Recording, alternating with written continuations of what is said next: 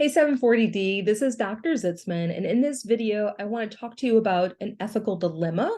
What do we mean by that? And I want to connect that to your writing assignments for the class. So when we say a dilemma, we mean that there is a situation where you are forced to make a choice. So it's not your client making the choice, this is you as the social worker making a choice where there's not really a clear right or wrong answer. And so you could do this thing over here, or you could do that thing over there, but generally you can't do both of them. So it's sort of a fork in the road where you are forced to make a decision and there's not a definitive, clear, right path forward. And so you're left having to sort of weigh both sides in different ways. So for your paper assignments for this class, hopefully you've had a chance to familiarize yourself with the course, and you see that we have 4 papers for the course and they build on each other. They snowball together essentially. And what you're going to do is you're going to pick an ethical dilemma that you have faced during either your internship time or other social work service that you've done. So you need to pick a dilemma that is based on a specific client or a specific policy for the organization that you're trying to figure out. Now, I'm going to share my screen. If you go through on Blackboard, you go to syllabus and assignments, you go to the major assignments and rubrics, ethical model paper, you'll find that complete APA formatted shell. That's what I'm going to show you now because it kind of tells us a little bit more about what we mean with a dilemma and what you need to be thinking about for your paper. So here it is. So when you download this from Blackboard, you'll see that it is an APA formatted paper already, and you can type directly into this. The yellow section is paper 1, and that is naming and framing your dilemma. In this, you're going to tell me the setting. Where did your dilemma happen? The setting sometimes shapes what options are and aren't available to us. Sometimes the organization setting will shape policies or practices through the organization, etc. So tell me, where did this dilemma happen? And then you're going to have to describe the specific case. This does not have to be wildly long. The whole paper altogether might be 2 to 3 pages. So I don't need, exact dialogue unless you need to use the client's words for some kind of specific reason. You're giving me an overview of who the person is that you're working with and what happened. And here's what I need you to get to. I need you to get to this point of being able to clearly state what is the dilemma. Okay. I think students find it helpful oftentimes to write out what is the question that you're trying to answer, that you're trying to resolve. I'll give you an example. I had a student in a previous semester who was working with children and children and families. She was at an organization in the community, and it was not associated with the school. It was a community-based organization serving primarily children and their families. The situation was that the clinicians were asking themselves, should we provide toy guns in the therapy play space? Because we know that children use items during play therapy to express their emotions. But we also know that, seeing a gun that created a trauma in someone's life might re-trigger them. And so what should we do? Should we have toy play guns available for play therapy or not? And so she identified this as an agency level question about what the agency policy should be. But she described the clientele. She told me about generally the types of gun violence that they had or how prevalent gun violence was among that community, etc. Here she gets to naming her major question. And she says, I'm trying to decide, or we as a staff are trying to decide, should we provide toy guns for play therapy or not? Okay. Then she stopped and had to ask herself, what is saying, yes, we should provide them? What is saying, no, we shouldn't provide them? what are the things that are pulling us in both directions? And so she had to ask her, this is where we get to the point of creating the frame of the core conflict. What is the core conflict, right? The core conflict in this example, I should have reread our paper before I brought it up to you, so I could be fresh on it. But on one hand, she said, we want to provide self-determination for our clients. That's one of our code standards, self-determination. And if a client wants to use a toy gun in their playtime therapy, then they should be allowed to. The other side was a bit more paternalistic and protective, but it was about client well-being and not wanting to re-trigger or re-traumatize clients by having guns present, toy guns present. And so she created this, she named the core conflict as self-determination, which is standard 2, versus standard 1, which is client well-being. So there you have a core conflict that's grounded in our code of ethics. She has identified the specific question that she's trying to resolve. Should we do this or not? That's a dilemma.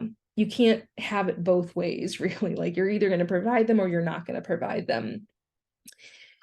Another example in a practice setting could be something where you have been working with individuals, but someone, maybe I had a student write about someone who went out on maternity leave, and then the student was asked to fill in as a group facilitator. And the student said, well, wait a second, I've only been working with individuals. I haven't had a groups class. I don't have any experience. I'm not prepared to run and facilitate a group. And by the by, because our practice setting has such a limited staff, it was a very, very small agency. It's not like I would be co-facilitating. I would actually be running the group. I would be the only staff person in there. It's not like there would be another staff person who I could kind of follow their lead. And so what do I do? Do I run this group or do I not run this group? Okay, so here again, you have a specific question. Should I, follow my director's request and run the group or not? And the student said, okay, well, on one side, I'm called to service, right? That's one of our core values, but we also have competence as a core value. And so here I have this pitting of the value of service is saying, serve, provide the group, offer something that we know has therapeutic value. On the other side, we have competence saying, but you haven't had training in this, and you don't want to go into something that you're not properly trained for.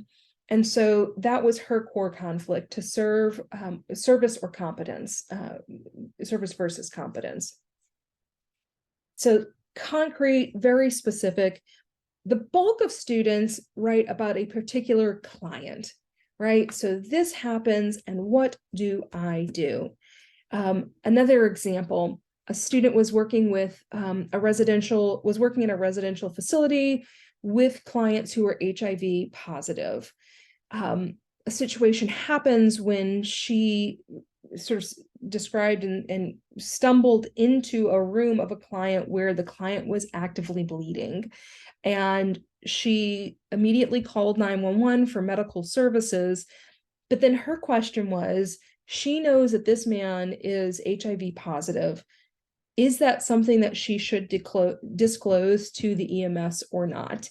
So that's a very particular person in a particular setting. Do I disclose to the EMS that he is HIV positive or not? On one hand, I want to protect his confidentiality. On the other hand, I need to protect their well-being and potential exposure to HIV through blood. So she was in this, she wrote about that specific client's dilemma. There are plenty more of those. A client finds you in a hospital setting in the hallway, which is not private at all, and wants to talk to you immediately. There's no private space. Do you talk to them immediately right there in the hallway, knowing that this will not be a confidential conversation, but the client's requesting it? Or do you say, listen, let me find a quiet space and I'll come back and talk to you this afternoon or tomorrow, whenever the intern staff room is available. So you're either, the client is asking for this conversation immediately. On one hand, you have the desire for confidentiality, which would say, don't have the conversation with this client in the hallway. On the other hand, you have either self-determination or client well-being. You can look at a lot of them and say, okay, let's have this conversation right here, right now, even though it's not going to be confidential and you have other hospital staff walking around.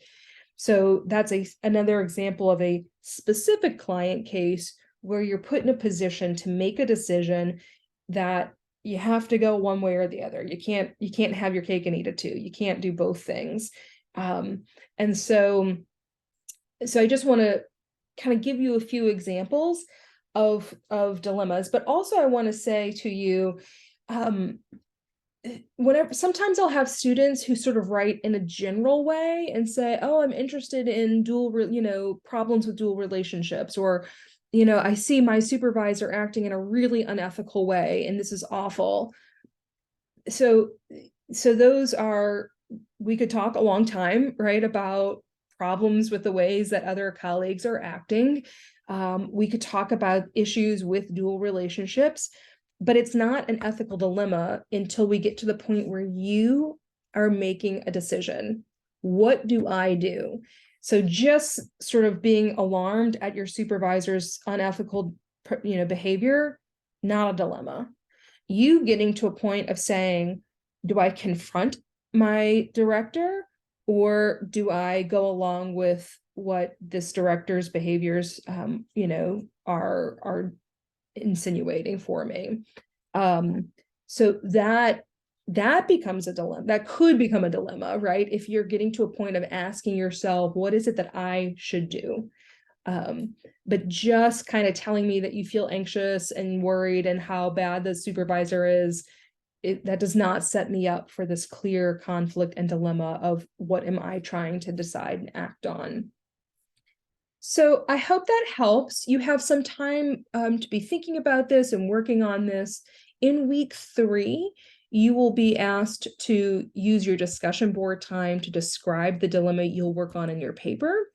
So start now. Time slips by quickly, and this assignment will be the big one in the class that takes the majority of your time. So think about the dilemma you're going to write about. The dog off text has a good description of dilemmas. Also, they can be a conflict of values. Those are our 6 core professional values. It can be a conflict of code standards. Like I named a few just now. It could be a conflict of our responsibilities. Sometimes we have responsibilities to clients versus responsibilities to broader society, or responsibilities in practice settings, i.e. to our agencies. So it could be a conflict of those major responsibility areas. If you have any questions, please email me. I would rather spend time helping you think through and set yourself up in a good way for this paper 1, rather than just kind of going through it.